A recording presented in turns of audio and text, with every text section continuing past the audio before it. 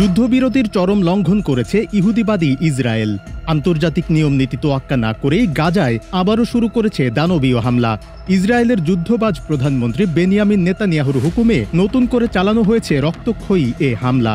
Netanyahu বাহিনী হামলা চালিয়ে প্রাণ কেড়ে নিয়েছে অন্তত ৬৩ ফিলিস্তিনির। এর মধ্যে রয়েছে ২৪টি শিশু ও নারী। গাজার সরকারি তথ্য বলছে ১০ অক্টোবর থেকে কাগজে কলমে যুদ্ধবিরতি কার্যকর হলেও বাস্তবতা ভিন্ন।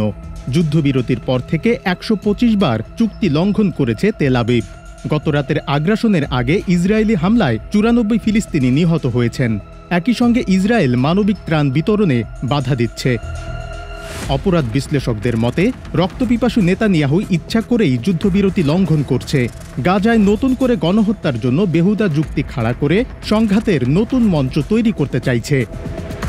গাজা বিষয়ে বর্তমানে গুরুত্বপূর্ণ ভূমিকা রাখছে ওয়াশিংটন। তবে একথা ঠিক, মার্কিন প্রশাসনের অনুমতি ছাড়া তেল আবিবের সিংহাসন বড় কোনো সামরিক পদক্ষেপ নিচ্ছে না। মার্কিন প্রত্যক্ষ সমর্থনেই ইসরায়েল দেদারসে হামলা চালাচ্ছে এবং নিজেদের নিয়ন্ত্রণে রাখছে রাফা সীমান্ত। তেল আবিব ওয়াশিংটনের এমন নোংরা খেলায় চরম ভূরাজনৈতিক সংকটে গোটা মধ্যপ্রাচ্য। পরিস্থিতি থেকে খুব শীঘ্রই মুক্তি পাবে না গাজা এবং তার ২০ লাখের বেশি মানুষ।